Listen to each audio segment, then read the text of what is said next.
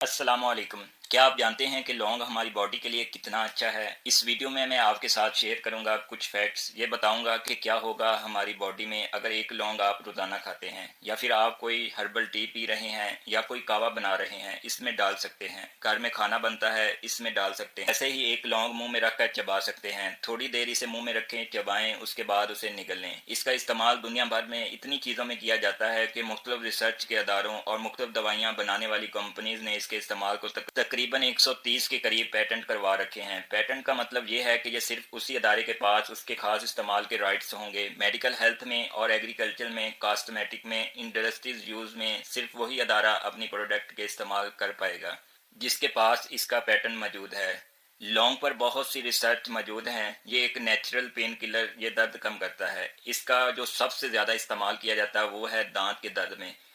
और जब हम इसके फ़ायदे की बात करते हैं तो इसकी वजह है इसमें पाया जाने वाला एक एसेंशियल ऑयल। लौंग के तेल में एक फाइटोन्यूट्रेंट, एक केमिकल जिसका नाम एजुनोल, जो कि आपको मार्केट में अलग से मिल जाता है, आप इसे खरीद सकते हैं। लौंग की जो खुशबू है, इसका फ्लेवर इस ऑयल की वजह से है। और ये एजुनोल, इसे आप प्लांट बेस्ड केमिकल भी कह सकते हैं। ये 70 से 80% इस तेल में पाया जाता है। और भी बहुत से फाइटोन्यूट्रेंट पाए जाते हैं। एक बात जो मुझे अच्छी लगती है नेचुरल हर्ब और स्पाइसेस की, कि इनमें आपको नेचर की तरफ से पूरा पैकेज मिलता है। ये दवाइयों की तरह नहीं है कि हर दवाई में आइसोलेटेड कंपाउंड डाला जाता है। और बाय द वे 50% मेडिसिन में प्लांट केमिकल से बनती हैं। दवाइयाँ बनाने वाली कंपनी इस कंपाउंड को, इस केमिकल को पौधों से अलग करती है और लैब में ले जाती है। इन्हें आइसोलेट किया जाता है, फिर सेंसिटिव तरीके से इन्हें बनाया जाता है, फिर पैटर्न फाइल कर दिया जाता है। अब मैं कुछ लौंग की बेहतरीन खसूसियात आपके साथ शेयर करना चाहता हूँ। ये लौंग के पौधे डिफेंस प्रॉपर्टीज हैं। पौधे की बका का दफाई तरीके हैं जो इसने वक्त के साथ साथ अपना लिए हैं। सवाल यह है कि पौधे को किस चीज़ से खतरा होता है, इन्हें कुव्वत मुदाफत की क्यों ज़रूरत है। देखिए, पौधे को भी बैक्टीरिया, फंगस और वायरसेस का अटैक का खतरा होता है।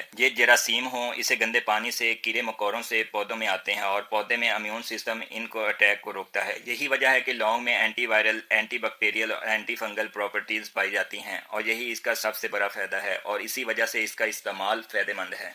एंटी फंगल प्रॉपर्टीज़ की अगर बात की जाए तो कुछ लोगों में कैंडा में ओवर ग्रोथ होती है। बैक्टीरियल बायोफर्म्स बॉडी में मौजूद होते हैं जो कि बाद में दांतों के प्लाग में तब्दील हो जाती है और कोई इन्फेक्शन भी हो सकती है। तो लौंग के तेल या खुद लौंग चबाना बहुत ज़्यादा फायदेमंद है। यहाँ मैं इस बात का भी जिक्र करता चलूँ कि अपने प्राइमरी डॉक्टर ज़रूर मशवरा कीजिएगा कि लौंग इस्तेमाल करने से पहले। मैं ये नहीं कह रहा कि इसे आपसे कोई बीमारी ख़त्म हो जाएगी। अगर कोई ख़त्म हो भी जाए तो मेरा नाम ना लीजिएगा। अच्छा, कुछ लोग लौंग के तेल को सर पर भी इस्तेमाल करते हैं डैंड्रफ से निजात हासिल करने के लिए, और ये बहुत अच्छा काम करता है। डैंड्रफ एक खास किस्म के फंगस, मेलासीजिया फंगस की वजह होता है।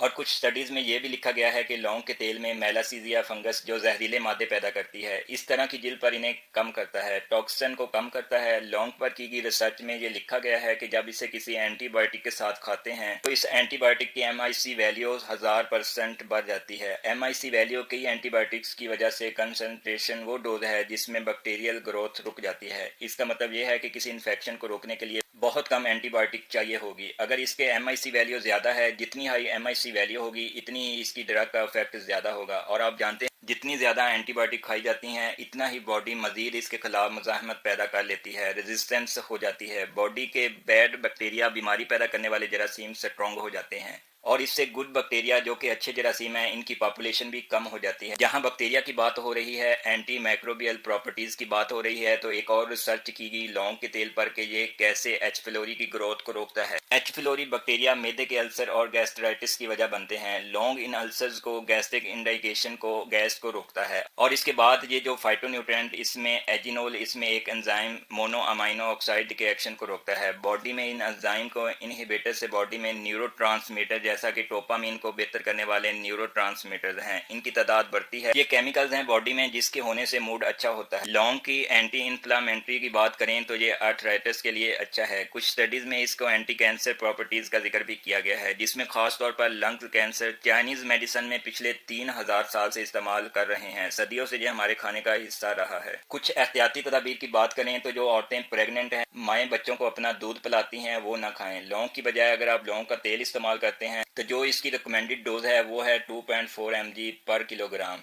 बॉडी वेट, इसका मतलब ये है कि अगर किसी का वजन 70 किलोग्राम है, 70 को आप 2.4 से ज़रब देंगे तो आपके पास इसकी रिकमेंडेड डोज आ जाएगी। इससे ज़्यादा इनटेक ना करें। ओवरडोज के साइड इफ़ेक्ट भी होते हैं, लीवर टॉक्सिसिटी की वजह बनते हैं, कुछ लोग एलर्जिक भी होते हैं, इसको खाने के बाद डिस्कम्फर्ट फील होता है तो मत खाएं। इस वीडियो में बस इतना ही। मिलते हैं एक नई वीडियो में एक नए टॉपिक के साथ। तब तक के लिए अपना ख्याल रखें और भाई को भी दुआओं में याद रखें। अल्लाह हाफिज़।